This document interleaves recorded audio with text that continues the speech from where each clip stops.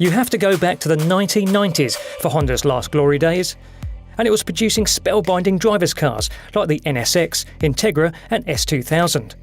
The Japanese brand has since been hugging trees with mild hybrids and hydrogen cars, or eyeballing sales with more SUVs like the HR-V. Yet after introducing our second generation NSX supercar in late 2016, I'm now sitting in an uncivilised looking Civic, and that can only mean one thing. Yep, the Type R badge that once denoted stratospheric revving performance is back in Australia after a 5-year sabbatical. Time to find out if Honda's sporty mojo has finally returned.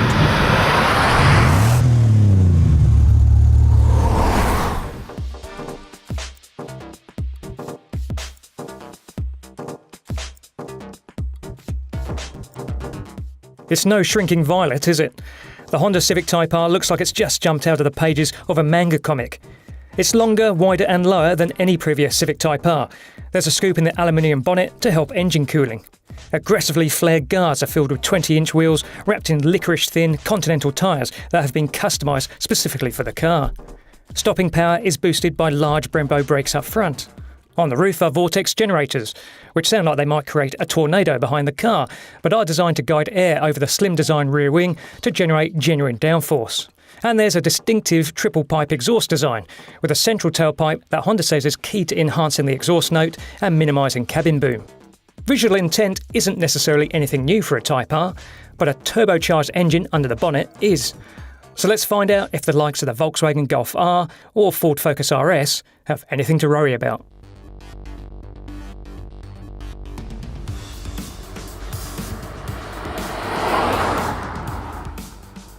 The engine's character change is immediately obvious and kind of expected, considering the new 2-litre has double the torque of the old Type R's normally aspirated unit. It's not brilliantly tractable off idle, but it's so much easier to keep this engine on the boil, and you can short shift to your heart's content. Second, fourth, fifth, hell, let's even go sixth.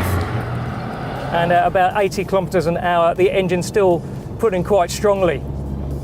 But the question is, does the Type R's newfound mid-range muscularity and flexibility rob us of the old VTEC valve train goodness up top?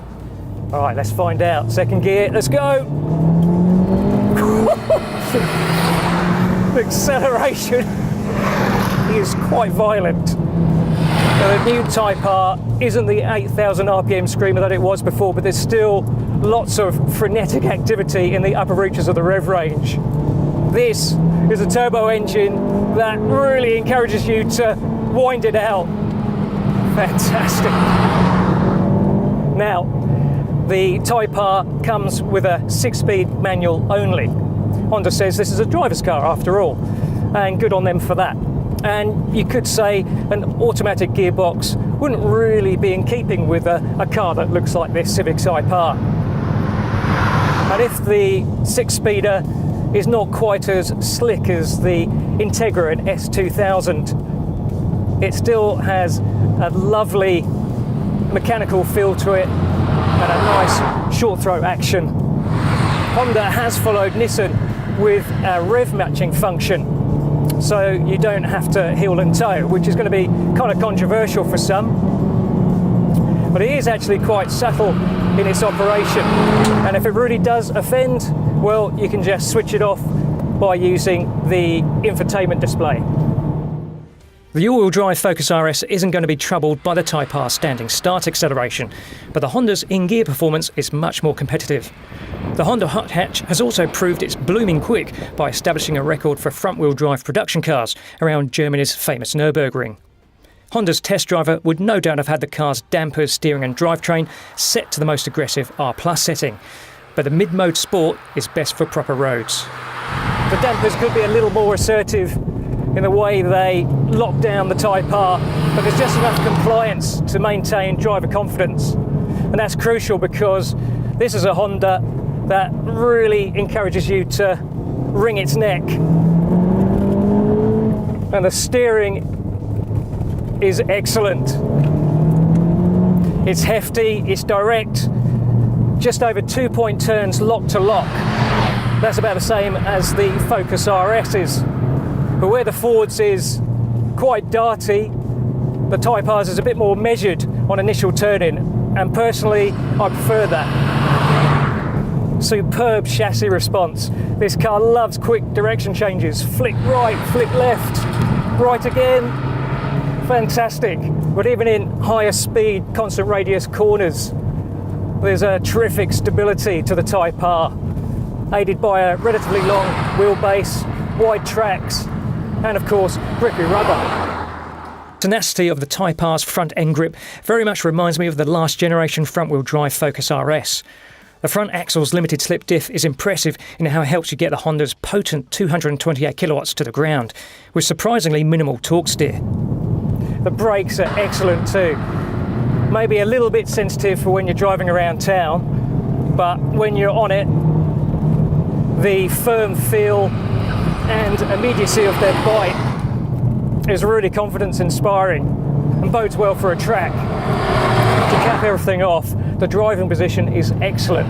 Nice and low set, lower in fact than the Focus RS's, which is just a bit too high.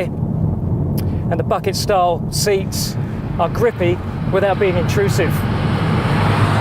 We hope you like red though, as the Honda brand colour is plastered all over the Type R's cabin. Seat belts, dash, doors, seats, steering wheel, you name it. The interior design has an edginess that matches the exterior, while interior quality and presentation is comparable to a Focus RS, if not a Golf R. There's plenty of hard plastics, and our test car's dash did have some buzzes and rattles. But the Type R features all the practicality and generous space of a regular Civic. The big wing doesn't impede rear vision, and stick the settings into comfort mode and the steering becomes more effortless and the stiff suspension becomes more forgiving. Yes, the Civic Type R looks a bit mad, but it's no longer as maddening to live with, and without sacrificing performance or handling. Forget the NSX supercar that is admirable but unattainable for us normal folk. It's this $51,000 hot hatch that more emphatically announces that the exciting and innovating Honda brand we all used to love is well and truly back.